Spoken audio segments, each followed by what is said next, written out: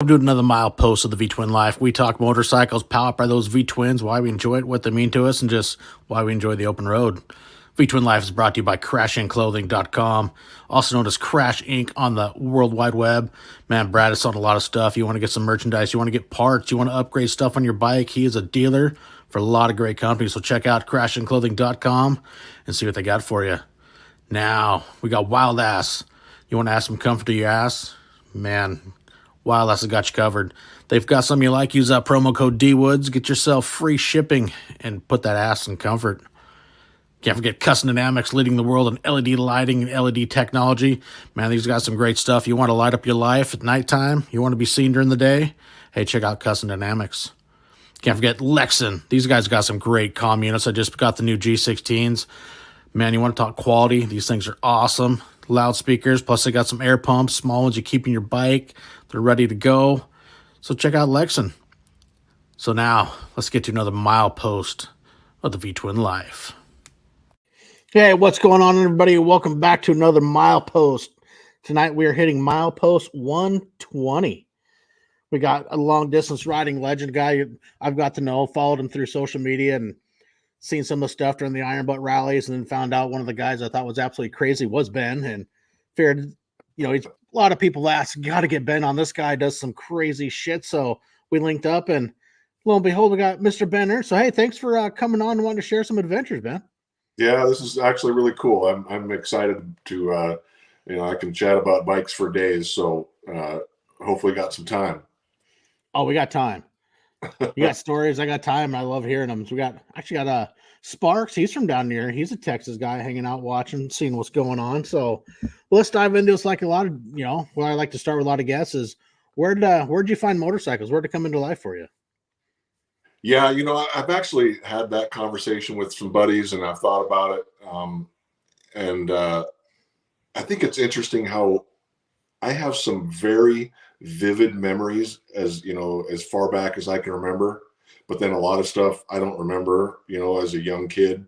But I distinctively remember my grandpa putting me on a Honda Trail 70 as a kid, and it had a clutch. And I had an older cousin. He was like 4 years older than me. We used to ride all the time, little dirt bikes and stuff. When my grandpa put me on this thing, I popped the clutch and immediately flipped over backwards. And that's a vivid memory that I had the very first time I got on a little bike by myself. And then, from there, it was dirt bikes and ATVs, and grew up on a farm in Northwest Oregon, and down a dead end road, so you could ride dirt bikes all day, as a kid, and that's what we did. Yeah, as I say, you grew up the Pacific Northwest, kind of where I'm from, up in Port Angeles, Washington, the northwest corner of Washington, and you're an Oregon guy. Yeah, right in between Portland and Salem, just a little bit west of I-5, little town called St. Paul. It was a whopping 350 people when I was there, and now it might be up to about 425. It's growing. Yeah. So what got you in the spark for street bikes? How'd you get that route? So yeah, so my background, I joined the Air Force right out of high school, and left home when I was 18 in 1989, and I spent a career in the Air Force, and 18 of those years I was overseas. So when I was younger back then in the Air Force, I didn't have any money, and I didn't have a bike, and living in the dorms and hanging out with buddies. And a good buddy of mine, who a lot of folks in the long distance riding community know him, my buddy John Anderson, he had a 883 Sportster, and that kind of planted the seed in my head. Years ago, I was like, I know we talked about it. Someday we're gonna ride bikes cross country. We're gonna do this stuff. And it wasn't until 20 years later. But my first street bike was actually in 2003. I ordered a Harley from the military car sales over in Japan, and took delivery of it in Oregon but then immediately had it shipped to where I was going to. I had it shipped to Germany. So I really learned how to ride a street motorcycle in Germany. And as you can imagine, the riding over there, I'm so spoiled because it is just mind-blowing, incredible, all over the place. So that's, the first street motorcycle. I'd say back up a little bit, and I was huge into cycling, mountain biking. And like I mentioned, the wife just got home, so I'm saying hi. No problem. We're live on this podcast here, so you can listen in. So anyway, I was huge into mountain biking for several years, road cycling. So I've always enjoyed being on two wheels. I know that all that time cycling has made a difference when it comes to riding a motorcycle on the street. You're so much more aware of things. It's always helped. So, and then mountain biking, I've always liked, off-road stuff. So the adventure riding, dirt bikes, it kind of goes hand in hand. Anyway, I had a 2003 Heritage Classic, was my first Harley. I had that bike for 9 years. Had it in Germany for 6 years, rode all over Europe to the top of Norway. As I mentioned, I was big into cycling. So I always used to follow like the Tour de France, Grand Tour cycling. Mm-hmm. So one of my first motorcycle road trips, my goal was to go ride as many as I could, the big mountain passes in the Alps, and, tent camping with a couple buddies and just riding up and all over the mountain passes. It was just, you can't put words to the scenery over there. It's just, I've been just absolutely amazing. Yeah. And there's nothing like it. I haven't been. There may be a few places in the States that come close, but it doesn't compare. And so I'm very spoiled and blessed to have that opportunity to go ride over there. So I think you got a friend watching when your wife came by. I think Angela Cap said hi, Ann. So I'm guessing your wife's name must be Ann. My wife's name is Ann. Yeah, Angela is my sister. Angela is okay. There you go. My older sister now. She just had a birthday. Happy birthday, Angela. And so then so I had that bike for 9 years and traded it in 2012 for an Ultra Classic when we were living in Florida.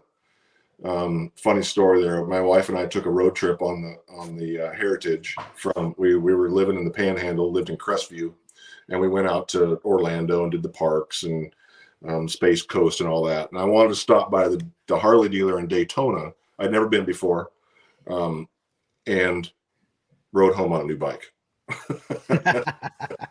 And so anyway, I had the 2012 Ultra for another 6 years, and had that we lived in Florida for 3 years, and I took that bike to Korea with me for 3 years.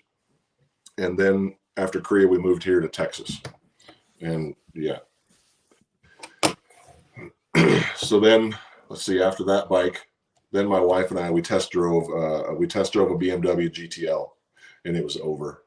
Man, I was like, that will be the next bike I have. That bike, it's just an incredible bike. So did that in 2018. Yeah. And then rode that bike all over the country too.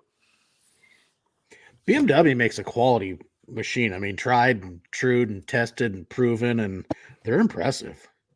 I have a closet full of Harley shirts, right? And I was that diehard Harley guy for many years. There's no other bike to have. Well, then I test rode one, and it was, like I said, it was over. And so I make fun of all I'm now that guy that makes fun of my Harley buddies, and I was just finally ready for some real performance. And it's so comfortable, and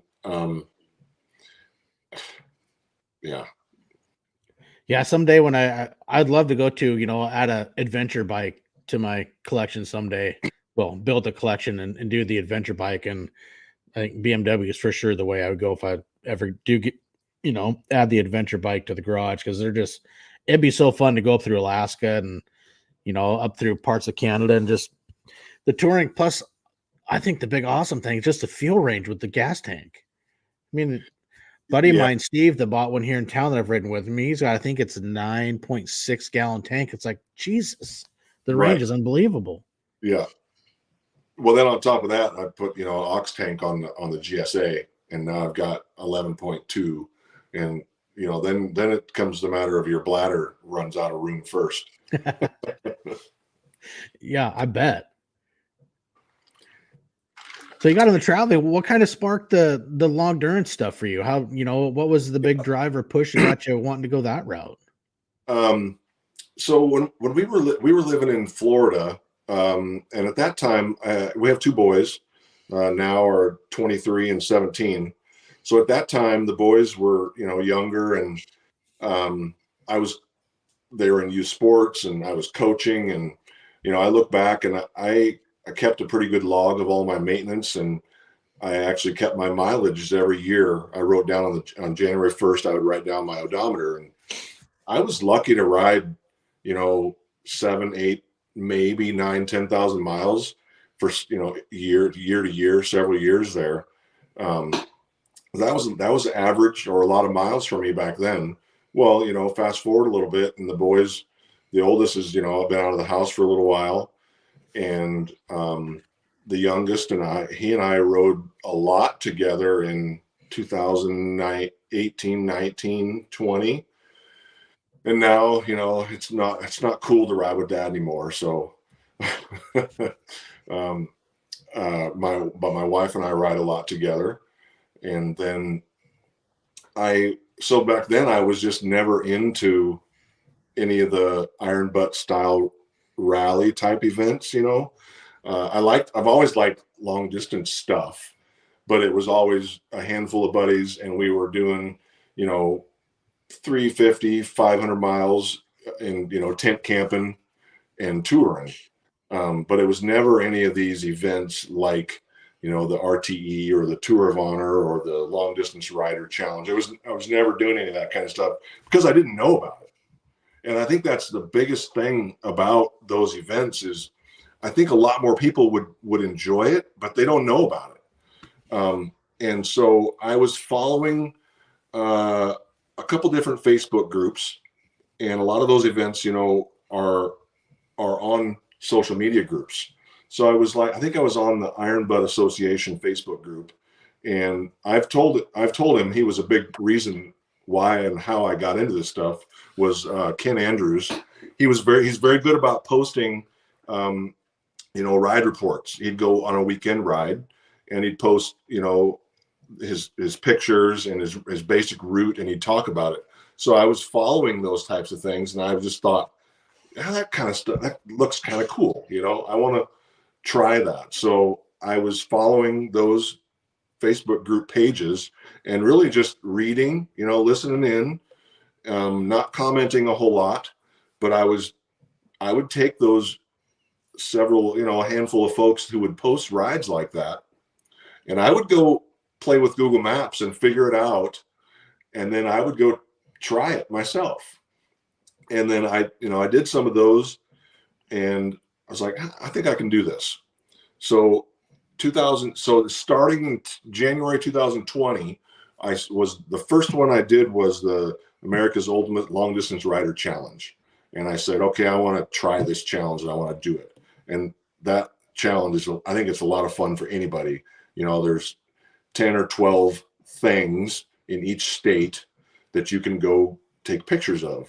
So it gives you a reason to go ride, and then, post up your pictures and people chat about it, and meeting people like that.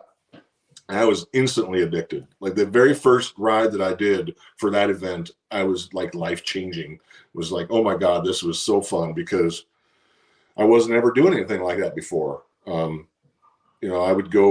was like a typical bar hopper, I would go ride to lunch and come back. And, but now it gives you a reason and things to look for. it just totally opened up your mind and your eyes to different aspects of riding. And since then, so since 2020, I started doing these types of things. Then I was like, well, I got to try one of these. I'd always followed, virtually the Iron Butt Rally as well as the Hoka Hey. And ever since those events became more popular on social media and being able to track and follow the riders, I've been a huge fan. And I was living overseas most of the time, so I was never participating or even, showing up to the start or finish to meet people. So I was always a huge fan of that. And it was always a goal. I was like, mind blowing. How do these guys ride that far? I don't understand it. I don't know if I can do that. How do they ride freaking 11,000 miles in 11 days? Or, Hoka Hey does 10,000 miles. I don't know how they do that. And so I just went out and started slowly working up to being able to do those miles. I think you don't just get on your motorcycle and go ride 1,000 miles. You can, but if you're not used to it, boy, it might hurt a little bit, right? So it takes some time to get your body used to it, learning what's comfortable for you on the bike. And once I started to figure those things out, then I was like, okay, I think I can do this. And so I entered the very first rally I ever entered was in 2020, the Heart of Texas rally. And it's kind of funny because I was originally going to do it 2-up with my wife, and incredible rally master Paul Tong. I say he's the best history professor I've ever had because his events it's like a history lesson. And that's cool. And I'm not a native Texan, so everything that I've seen and done because of those rallies has been a huge, really cool educational experience, let alone really cool riding. So we were going to do it 2-up, and there was a 4-day version or a 30-hour version. So we were going to do 2-up, 30 hours. And then something happened. My wife couldn't get out of work or whatever, so she couldn't do it. So I emailed Paul back and said, hey, is it okay to switch to the 4-day event? I think I'm going to try. And I'd never done it before. So dove in there and did that. And man, what an incredible experience. So my route in that rally, I went out west and then up to Cheyenne and kind of back down through Nebraska and Kansas. And it was just, it followed the cattle trails out of Texas, 4 different cattle trails. So you had, a lot of historical markers and locations to stop and see along the way. So it was just really interesting, let alone the riding was cool. Well, we get back to, you get back to the finish, and there's a pretty good sized group of people that entered that rally. I think it was close to 50, 45 or 50. And me and my buddy John, that was his first rally as well. And we didn't really know hardly anybody. This was in it was fall of 2020. So a few people, I was participating in the long distance rider challenge. So through social media, some people knew my name, was about it. So the event is those events. If you haven't done those type of events, it's a big social event as well. It's a big party. After party is great. The people are fun to hang out with. So it's a big social thing as well as a great ride. So absolutely encourage anybody to dive in and try one of those, just to see and experience it. It's on my plan to do one soon, but Sets or Pendants had a good question. What's your favorite rally you've done? I'd have to say that one because it was my first one and I won. So winning it gave me a no draw entry into the Iron Butt Rally. So it was pretty shocking. I told myself if I finish, in the top 50%, I'd be happy, but then to find out I won. And one of the cool things about these rallies is you can go back and you can download all the files, all the locations, the rally book. You can download this stuff for free, and you can go practice it, try it out. You can download, you know, people's different routes and figure it out and go practice it yourself. But I think that one has to be probably my favorite because it was number one. It was the first. I won it. It was the most memorable, and it led to other things. I've only, let's see, I've done a total of like 12 rallies now. That's all I've done is about 12. Some of these other guys that have been doing this for a lot longer, you know, dozens. And so I still think I'm a bit of a rookie in small potatoes compared to some of these guys. But yeah, it's like, I know when I was following this year's IBR rally, and it was when I was talking with Doug Vance. We were talking about it, and seeing, following every day. It's like it's all these trackers, which everybody's all over the Midwest and Texas, and then there was two. They were like up in the Northwest Territories, way the fuck up there. And Doug's like, yeah, one of those was Big Ben. He goes, you got to get that question going. So yeah, and must have been some hellacious bonus points. Had to have been. So like I said, I've done a dozen of these types of rallies, 2 iron butt rallies, Chris Hopper's rally 4 times, the Heart of Texas 4 times, the LDX, and I've said the same thing every time, in that whenever any of these rallies I've ever done, my mindset going in is I want to go ride some places where I want to go. I want to go ride places that I think are fun, and there's places in North America that I can't stand riding. You can have Florida. I freaking hate riding in Florida. It's flat, it's straight, it's boring, cut through the forest.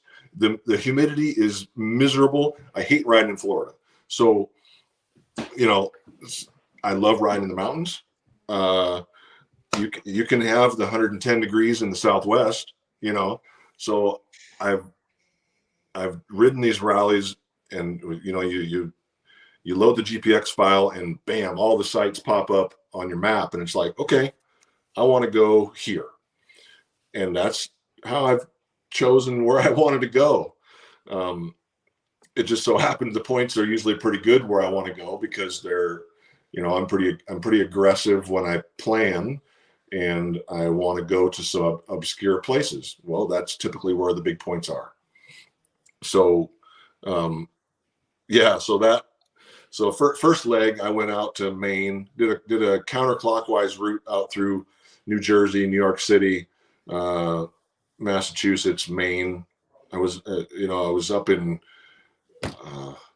way up there on the coast of Maine at sunrise, and it was just gorgeous, and then US 2 all the way across to Burlington. It's fantastic. It's a little slow going, but it's a beautiful road. And then finished in that first leg in Tulsa. Second leg is where I screwed up. I won't say I screwed up. I stand by what I said, in that I wanted to go ride where I wanted to go, and I didn't want to go. There was 2 big bonuses. You were either going to go to Santa Monica, or you were going to go to Manitowoc, Wisconsin. And so it was 110 degrees in El Paso. No, thank you. And so I knew there were big points out there, but I was like, nope, I don't want to do that. So I went north, and all the way north up into northern Minnesota. I'd never been before. And again, that's some places I had never been before, and I wanted to go. And the big points were out west, and so that's where you saw a big jump in the standings between leg 1 and leg 2. So then at the start of leg 3, we're in Denver, and you got 6 days before the finish, and there's sites all over North America. Way out there in Nova Scotia, the Cabot Trail. That's a I haven't been yet. That's a bucket list item. I want to go out there. And my mindset was, I don't want to go out there at rally pace. I want to go ride the Cabot Trail and take a week. I don't want to do it and just be hauling ass to take a picture and leave. There was big points all the way down in Key West. Nope, I ain't going. Nope. Then I saw Yellowknife and was like, done. I don't need to see anything else. So it was huge points. When you can go download the rally book, and that one, it was 21,000 points for that one location. But again, there's combinations that were very valuable. I knew that there were bigger points elsewhere, but I wanted to go to Yellowknife. That was it. I was done. So I was the second person out of the parking lot. No surprise that Mike Brook was the first out of the parking lot. He's phenomenal at routing on the fly. So he's the first out of the parking lot, but I'm second because I made a decision and I went with it. But I knew that when I look back on it now, I kind of laugh about it because I didn't do any homework. I had never been before. I'd only ridden in Canada once before with some friends. We did a tour, with our wives, 2 up, and so I'd never been up there before. But I was like, I got a GSA, I got good tires, send it.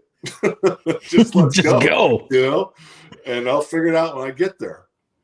And so I take off out of Denver and I'm moving pretty good, headed north. There was one stop in Montana on the way. And then once you made a turn to go north, you're committed. And so once I got across the border, so funny story about that is I have my cell phone, and I'd traveled with my cell phone before, but I'd been in Mexico, I'd been in Europe with my cell phone, never had an issue. It transfers to the different cell carrier and bingo, no problem. Well, as soon as I cross into Canada, all of a sudden I got no data. I can't surf. Like I can't surf Google Maps. I can't surf how to find a hotel. I can call and text, but I can't surf. And that was a little, everything worked out, but there was a couple of times way up north where I needed to find a gas station. And once I got north of Edmonton, it got a little sparse up there. And, but, you got 11.5 gallons of fuel. I can go pretty good. And so now I'm paying attention. The bike tells me I've got 100 miles remaining. Okay, I need to start thinking about where the next gas station is. Well, Garmin says the next gas station is 300 miles. Well, oh shit, that's a problem. Yeah. So, but then I can't surf. I can't use Google, So I'm on the phone. I'm actually on the phone with Matt Wise, and he's in the rally. And I was having him help me search. And he's like, he could see a station in Google Maps, up the road a ways. But I made a decision, I'm going to turn around because there was a station 35 miles behind me. So I turn around and I just like 2 miles down the road, I come up on this construction crew and I stop and I asked them, I said, hey, is the nearest gas station really 300 miles north? They're like, oh no, there's a station just up the road there. And so sure enough, I turned back around and there was a station, but it wasn't showing up, in your Garmin. It wasn't showing up in Google. It was just a small little mom and pop shop where you had to go in and pay first, so I got lucky there. But so from there, I had there was a bonus location just south of Yellowknife on the south part of the huge lake there. And I knew that it was gonna be about, how far was that? it was like 250 miles from there to Yellowknife, and there's nothing in between.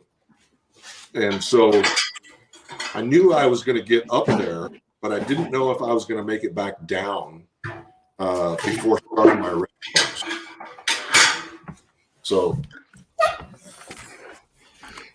the Sure. problem, the problem with gas stations up there is that nobody's open late, right? The little shops close, and most of the gas stations did not have pay at the pump feature, right? So you had to be there during business hours.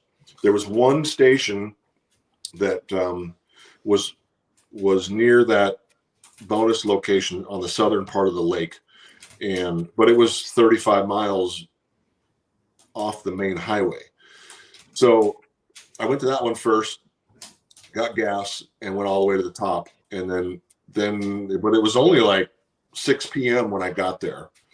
And so I was like, I'm not going to make it back down. I'm not going to make it back down to the bottom part of the lake to be able to start my rest bonus, because you got to get a receipt to start my rest bonus before midnight. So then I just made the decision, okay, I'm going to stay in Yellowknife. And which was really, it all worked out really good.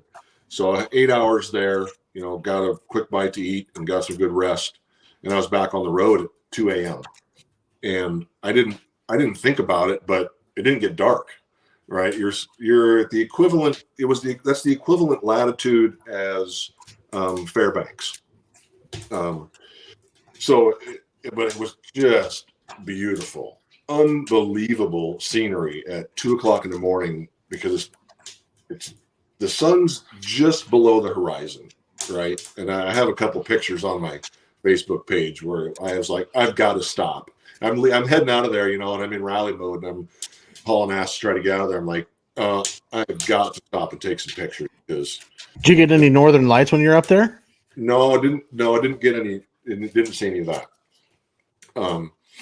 It was interesting how when you're heading south from there, how quickly you get back to, not so much like, it's hard to describe how quickly you got back to where the sun was in, like normal daylight hours, in a 1,000-mile range, how different it was. So that whole experience was everything that I didn't know what to expect, but it was everything that I was, hoping for in an epic adventure. And so I don't regret that, not one bit, Well, it sure had to be more of a, when you're talking epic adventure, especially when you have no ways. I mean, like you say, you got your Garmin, but you can't search anything like using Google Maps. You're limited on what you can find around you, and you're still going. It's like, fuck it, I'm still going to do this. I'm committed, but it definitely had, adds to the adventure, the struggle, and everything to keep going. That third leg, that 6 days, my rally bonus sheet, I only had 13 bonuses in 6 days, which that's nothing, right? So when I left Yellowknife, I had 2,200 miles to my next location. And so during the ride, I'm thinking, this is actually the most stress-free rally that I've ever done, because there was nothing else to do. After I left Yellowknife, it was to the top of Lake Superior, then down through Michigan, and I couldn't go get anything else. I played with options. Maybe I could go down by Indianapolis and back across. Maybe I could go across, through upstate New York. No, I didn't have any time. The only time I had was a pretty much straight shot to get back. So, and then I had like 4 hours to spare. Not enough time to get anything else, but plenty of time to get back. So I was just making good time and keeping moving, and it was pretty stress-free. I wasn't in traffic in LA. I wasn't in, traffic down in Key West. I wasn't, in New York City. It was incredibly peaceful.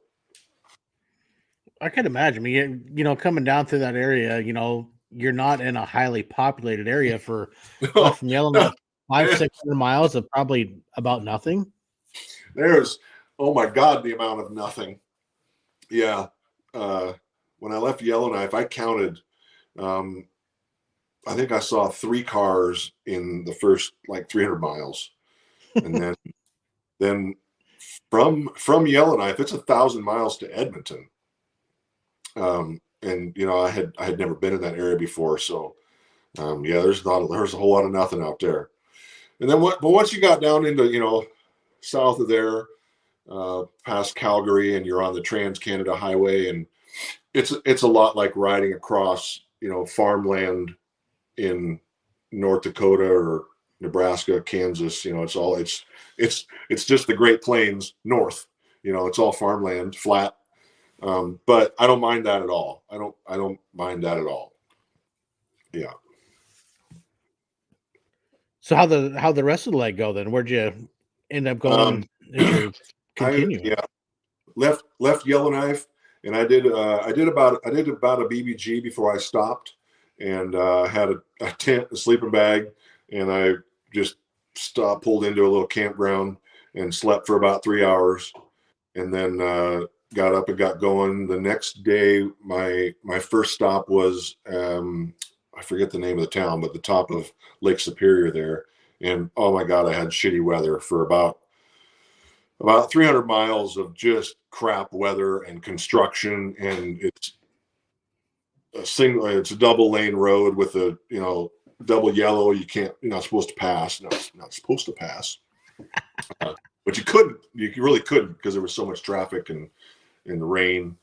But then when I got around Lake Superior, down around Duluth, and I was going to take an official rest bonus, and I got a room in Wisconsin somewhere right on the lake. The weather was horrible, like fog. It was 45 degrees, and you couldn't hardly see the road because it was so foggy. It was like I got to get off the road, so I took my rest bonus and got going the next day right before sunrise. And we're not supposed to do anything on social media during the rally, which is totally fine. I get it.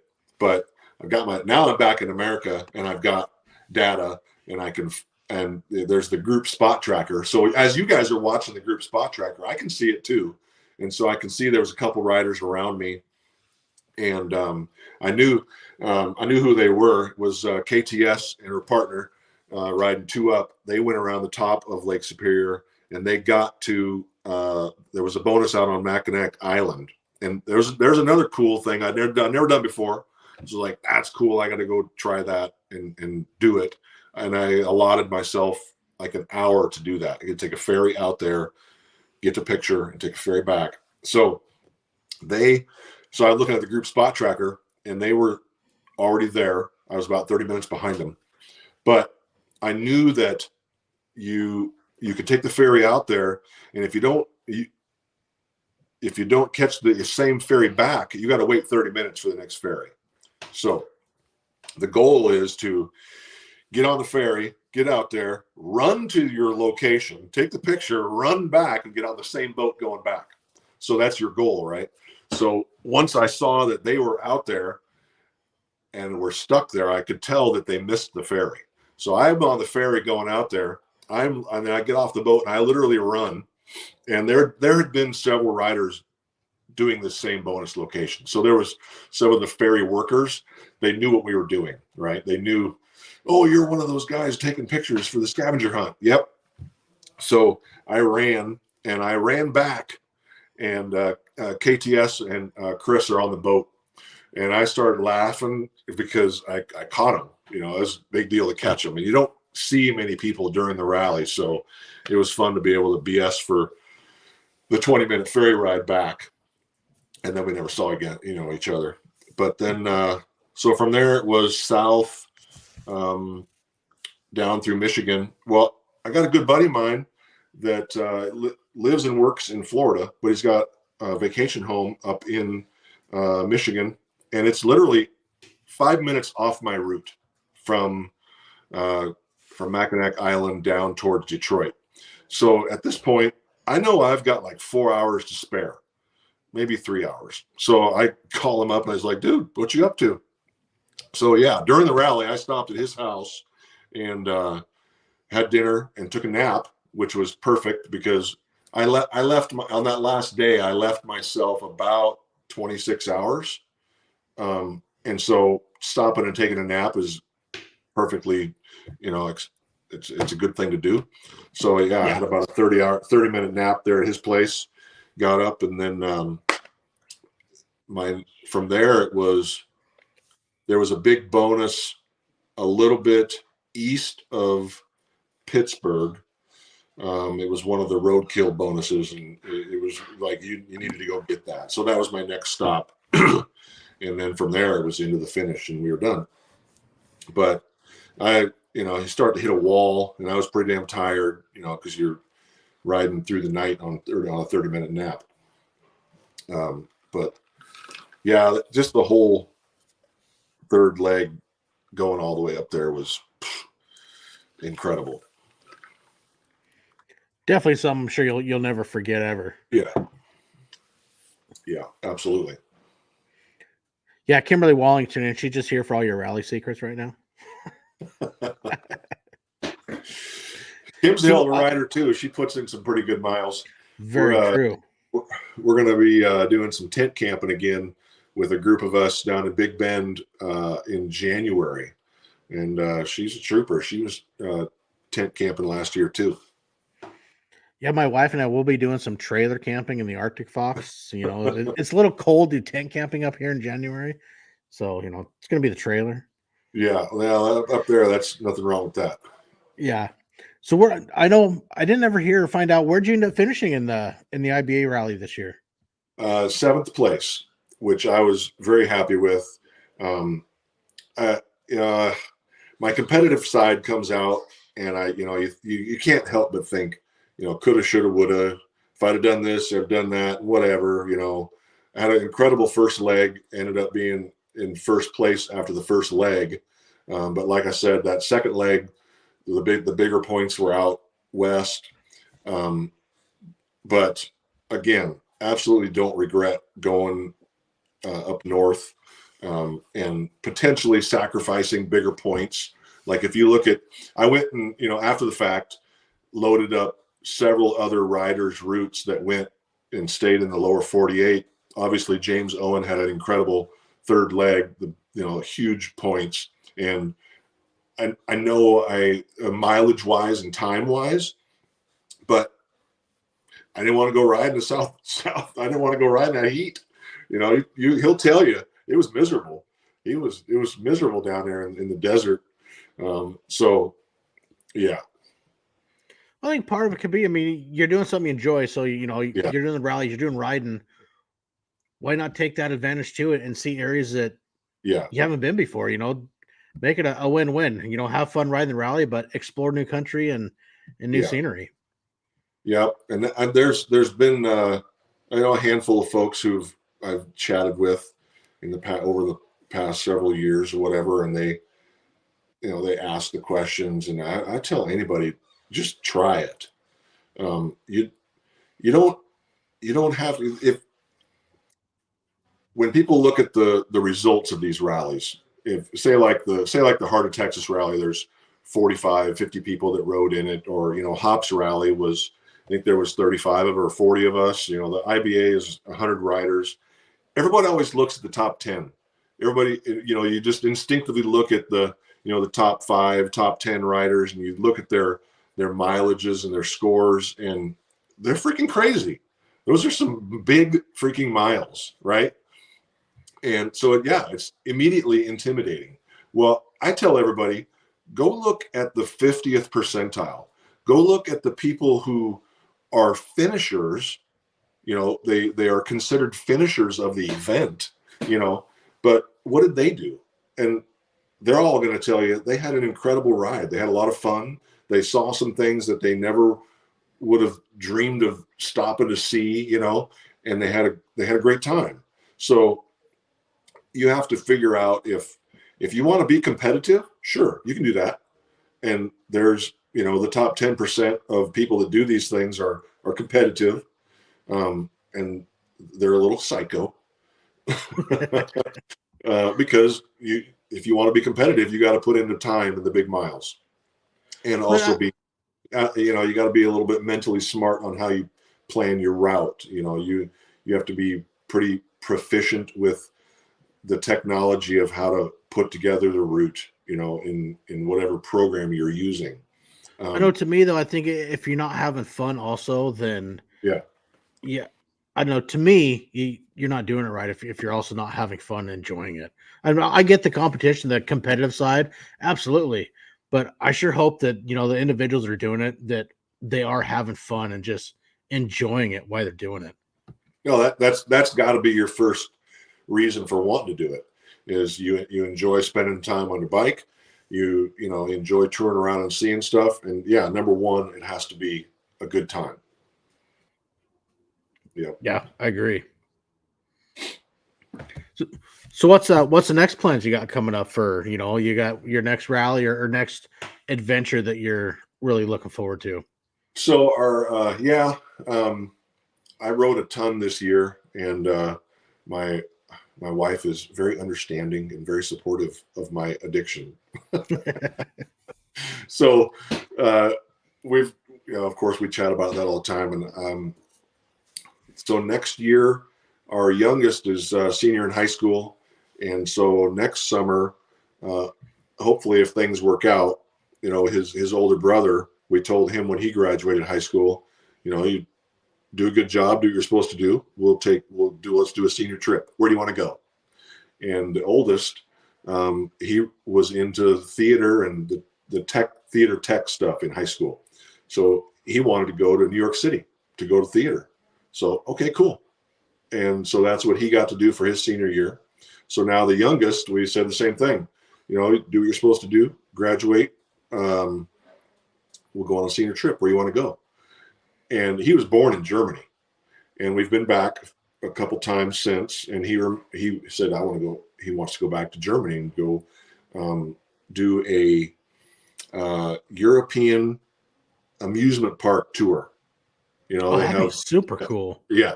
So, well, you ain't got to twist my arm to do something like that. I'm like, okay, no problem. So really, we're gonna, if that works out, that's going to be a big trip. Obviously, it's going to take a chunk of change and some vacation time from work. So right now, I really want to do just one, maybe two of these rallies. The heart of Texas is in the backyard, so I got to do that.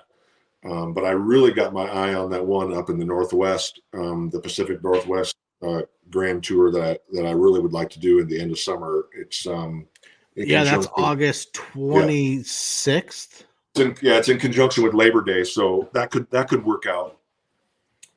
But we might. I was looking at that one also, but that starts the day after my Mile Monster ride ends. Mine ends on that Sunday, and then the 4-day I think starts Monday. The 2-day or the 30-hour I think starts on Wednesday. Yeah. But so if things work out, we're probably going to hopefully get to spend a couple weeks in Europe this summer in early, high school's out in June. And I mean, that would be awesome. And I still have several good friends over there. So, we would just rent a car and go. I've been to several of the big amusement parks over there, so we know where they're at. And yeah, just go do, family stuff. So that's a big trip. Riding wise, just local stuff. The challenges that I would encourage anybody to get into, and I'm really surprised more people don't participate in, the ride to eat across the USA that Eric does an incredible job putting on. It's free.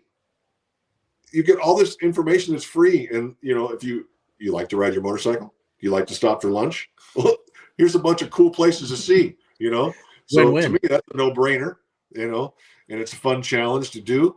The long distance rider challenge is, I didn't totally concentrate on it this year, but it's still fun. Then Tour of Honor is one that I've really been addicted to since I did it. The first year I did it was 2020 as well. But I've known this coming year will be the 13th year, I think. So I've known about it ever since, but like I said, I was living overseas, so I didn't participate. And that's an incredible event. Just the veteran memorials and first responder memorials that this event takes you to. It's just mind blowing, really cool.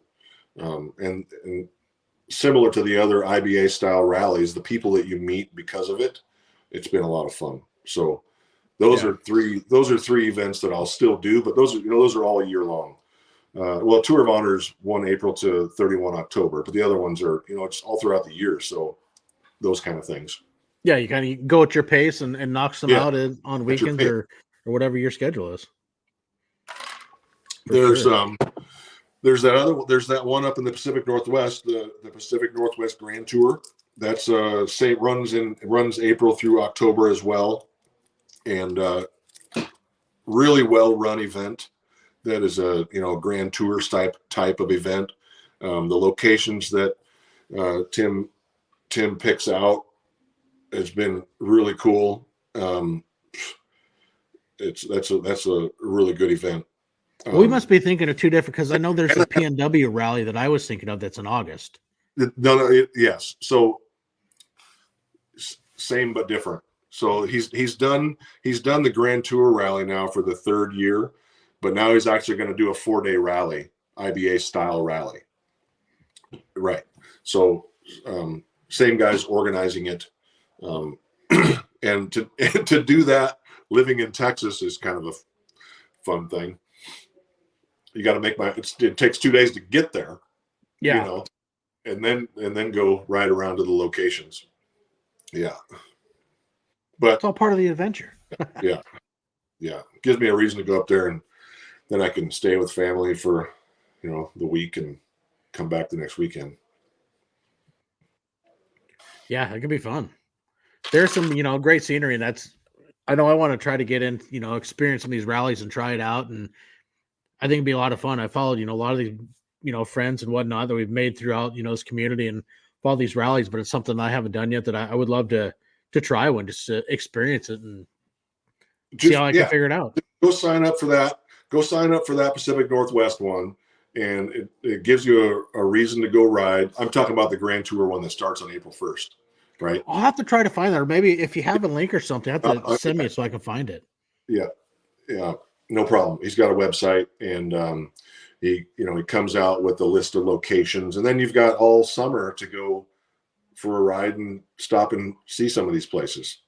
And there's some pretty obscure, down some back roads to make you go there. And it's totally worth it. But some ways, for me, that's the funner way to travel.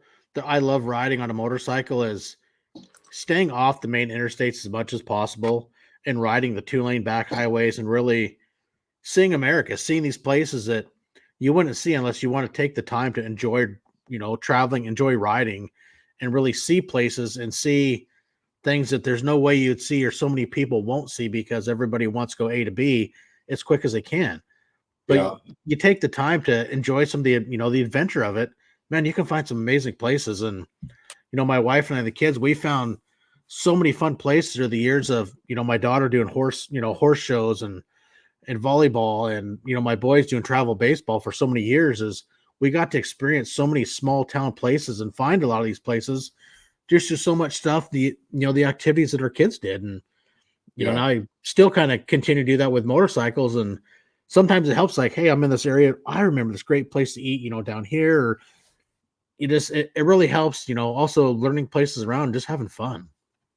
I absolutely. And I get that. I get the comment every once in a while when I start talking about riding or whatever, or I'll put up a post of my route and pictures, and people will sometimes get the comment, "Oh, where haven't you been?"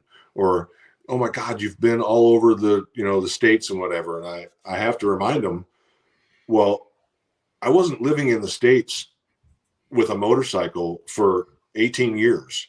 When we moved here to Texas, March will be 8 years I've been living here. And so 8 years ago, I had never ridden my motorcycle across Kansas. I had never been to the Northeast. I had never been to, the Dakotas. I'd never been to Minnesota.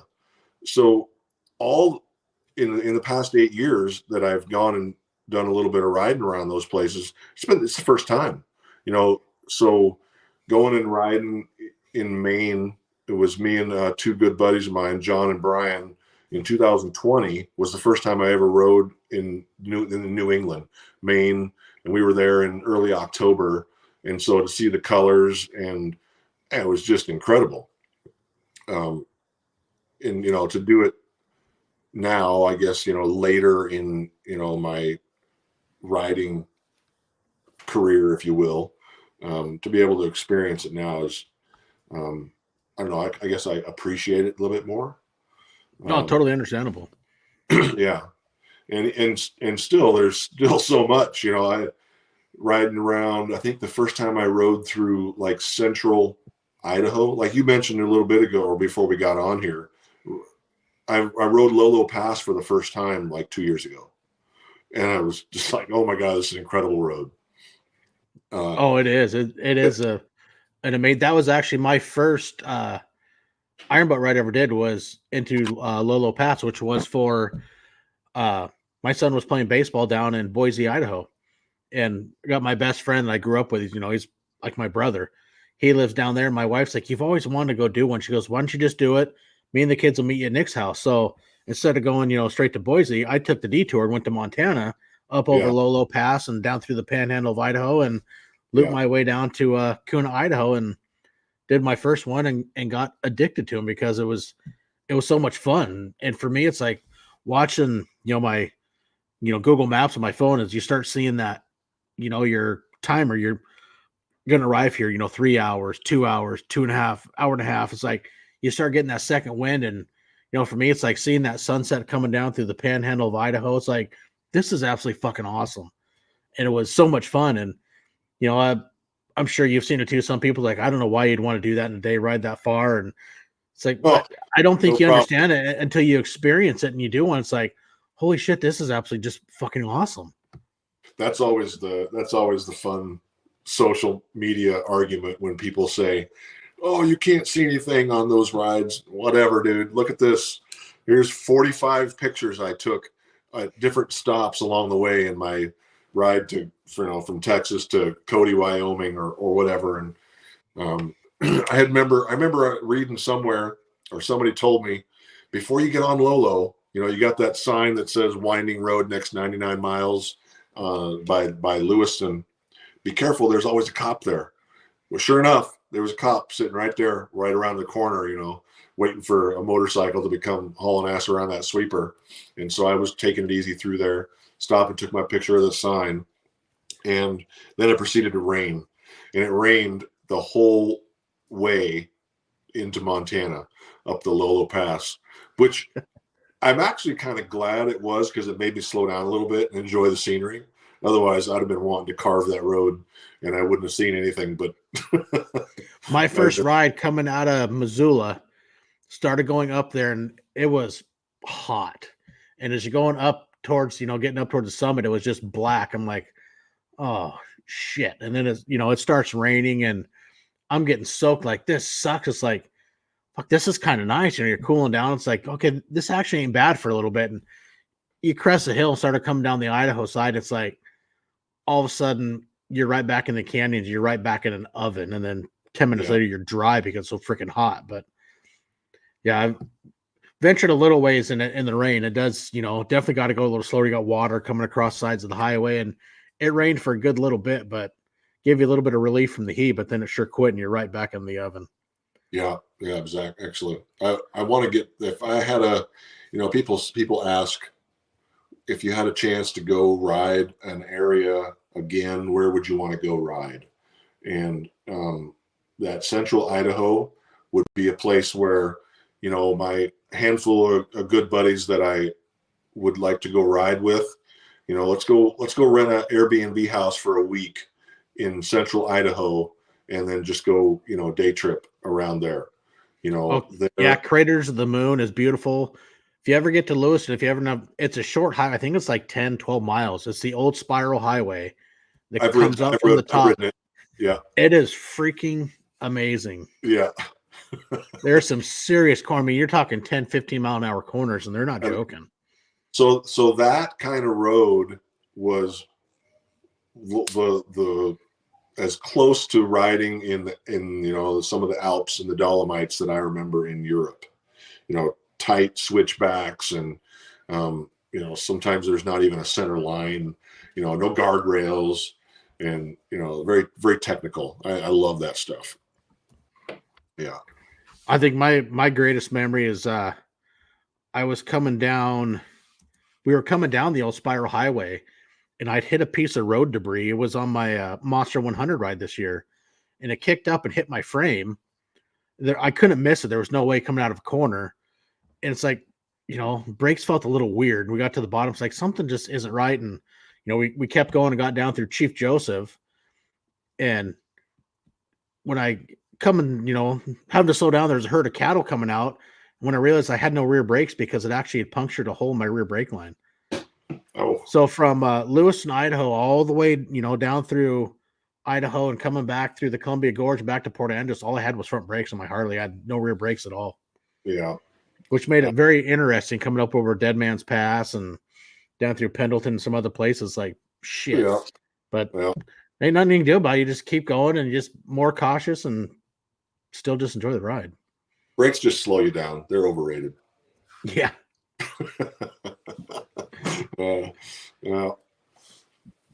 So you had I don't have your laundry list of questions you emailed me, but some of those were pretty good. Now I can't think of any of them now.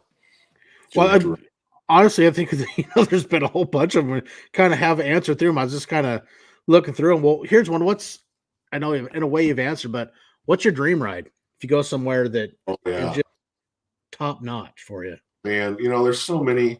I always say there's so much cool shit to do and not enough time, right? There's so many fun things that you'd like to do.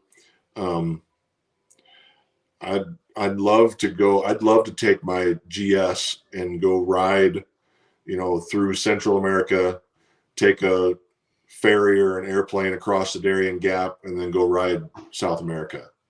And you ride all the way to the south, the southern part. That would be one. My wife and I have talked about it, and I'm still working, and I plan to work for a while. I've got a great job, very flexible, work with great people, so why not keep doing it for a while? I said, well, when I retire, I want to have enough money saved up to where we can ship my bike and let's go to Europe for 90 days. And that'd be cool. There's a lot of people have done that. There's a fellow retiree that or a military retiree anyway that I've been following. We haven't met yet, but he and his wife have done a big tour like that over there, and so we've kept up on social media. And I've looked into it. You fly your motorcycle out of Toronto or something like that into Paris or Frankfurt, and I still have several good friends over there. So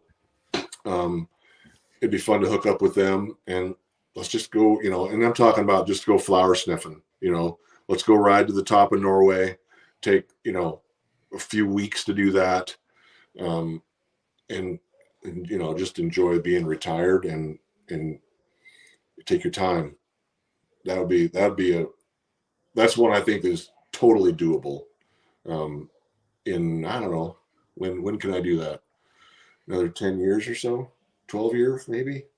I keep saying I'm on a 10-year plan, but I'm still working. So that I forget to ask so many people that enjoy the style of riding we like to do. What do you do for food and cooking?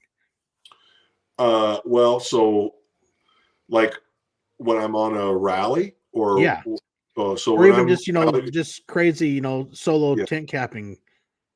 So a lot of the rides that I've done this year particularly have been 1,000-mile days where I'm trying to be competitive in the Tour of Honor and a couple of other challenges.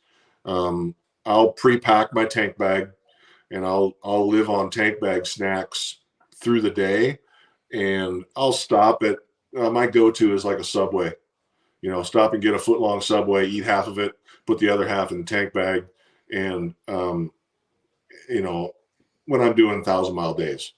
If I'm, you know, flower sniffing with friends, and or maybe my wife and I are riding two up, yeah, we'll stop. That's the RTE challenge. There's really cool restaurants on the way. I plan the ride to stop at some of these places, you know.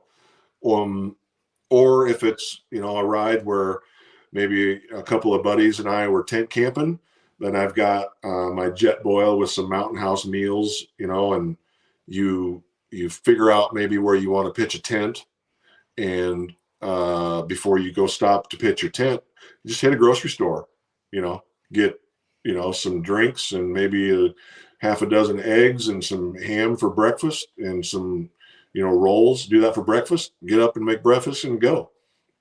You know, that's one of the things we really like to do.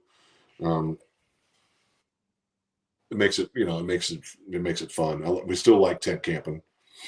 Although I really like, you know, a clean hotel bed now too. That's a fun thing.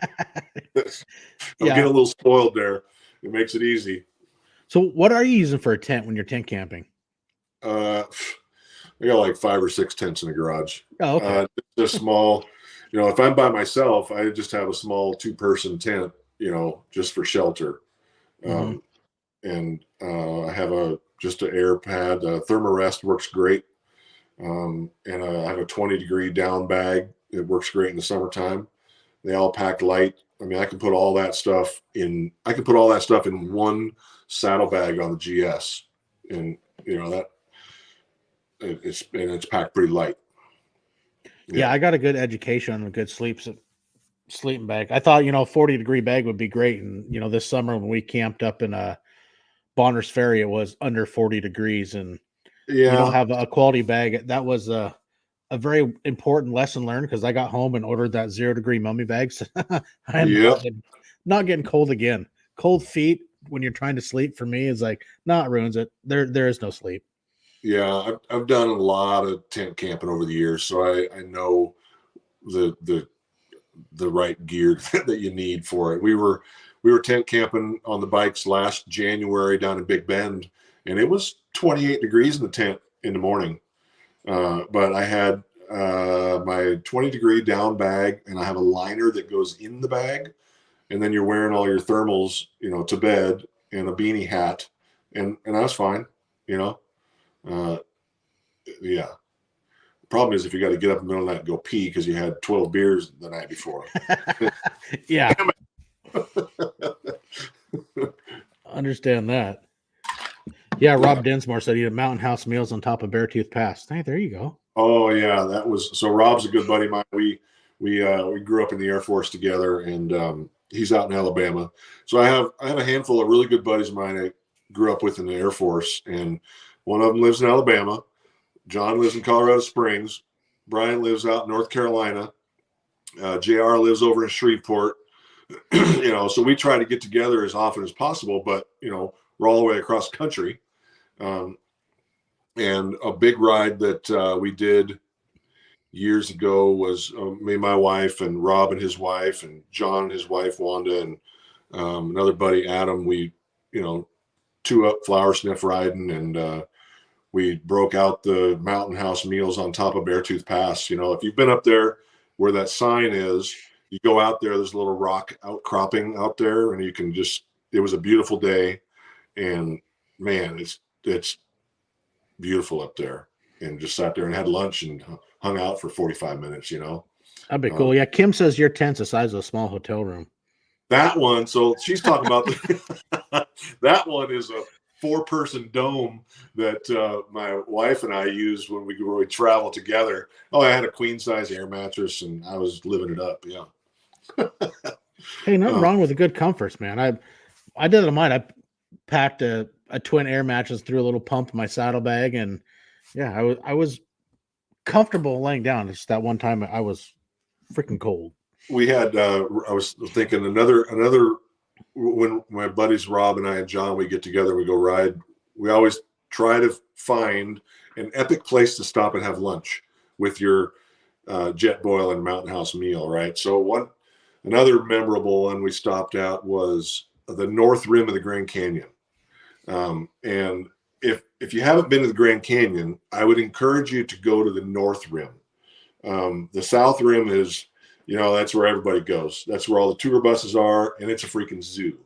Yeah, it's cool. There's a visitor center, and you should go see that too. But go to the north rim. It's a lot more primitive. There's a fraction of the people, and we've just parked the bikes, walked down the trail, half a mile or so, and broke out the meals on this rock outcropping, and you're sitting there at the Grand Canyon just having lunch, and it was epic lunch. Priceless view for sure. Oh, you can't. That's one of the most amazing places to sit and have lunch. Absolutely incredible. Oh, I can imagine. That'd be absolutely awesome. Another good one was to me it's a toss up for what's your favorite national park. I would say I can sit on the rim of the Grand Canyon all day and just sit there, and the colors change throughout the day. I think it's a toss up. A close second, if it's second, is Crater Lake, there in Southern Oregon. Mm-hmm. And we were on it was a different ride, a different time. Our friends from Europe were shipped their bikes to Alaska, and we met up with them in Seattle. Rob and his wife were on the ride that time, and another buddy, John and his wife. And so I knew I'd been to Crater Lake many times, but they had not, our European friends. So all during the day, I was telling them, we're going to stop and have lunch up at Crater Lake. And so they didn't know what I was doing, but I had packed enough Mountain House meals for 6 people. I had all the food. We had stopped a little bit earlier in the day at this brew pub, and I bought a growler of beer. And so we stopped at the rim of the Grand Canyon at Crater Lake, and I was like, "Okay, I got dinner. Let's go out and have dinner." And they're looking at me like, "What? What are you talking about?" I had to bring a gallon of water. I've got it. Come on.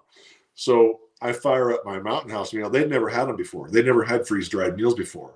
And it was, the chili mac, and I think it was one of the chicken and rice. And they were like, "What is this?" And we sat there, and it was the sunset on the rim of Crater Lake, having dinner with, a glass of beer. And that entire trip that they took from Alaska to Key West, that is one of the events they talk about, is having dinner on the rim of Crater Lake. It was just an amazing view. Oh, absolutely. Sitting over Crater Lake and the island, looking at everything, it'd be just absolutely awesome. Yeah. So, I like doing that. That's, first and foremost, the kind of riding that I would choose to go do if I, had an opportunity doing that kind of stuff. Oh, yeah. I totally agree. So, well, shoot, man, thank you so much for, sharing some of these stories. This has been so much fun. It's like, shit, we could do, Milepost 121, continue these stories, because I've been having so much fun listening to it. It's been absolutely awesome. I can yap on about bikes all day, and the wife rolls her eyes like, "Oh my God, you talk about motorcycles again." I can keep talking. Yeah. Couple of coworkers, we go to the office every Wednesday, and it's all I talk about. We start talking about motorcycles, and I get the eye roll. "Oh my God, we talking about motorcycles again?" Yeah. What'd you do this weekend? What'd you do this weekend? Nothing. Oh, I rode to North Dakota and had lunch and came home. I can already see that we're gonna have to do this again in the near future, because this has been absolutely awesome, and I've enjoyed the stories and hearing stuff, man. It's been amazing, man. Thank you. No, thanks for having me. It's really cool. It's been a lot of fun, and I'll look forward to hearing some or seeing some comments. I didn't know if anybody else was commenting on there and who all called in. I'm sure I'll get some shit talking in the chats after this. There was so much trying to put some up, but no, man, hearing your story just been absolutely awesome. And and I've at the beginning I did forget to mention you are one of our veterans, so of course thank you for your service that you put into the military, man. Yeah, I had a great time. Awesome. Well, hey, hang around for a minute, but hey guys, everybody, thank you so much for tuning in and hanging out tonight. This has been just absolutely awesome, and this has been an amazing milepost, and it's been a lot of fun to hear your stories, Ben. I greatly appreciate your time. So, everybody, stay tuned. We'll have the upcoming milepost 121 will get announced Tuesday. Until then, hey, have fun, ride safe, enjoy the open road, and we'll catch you next.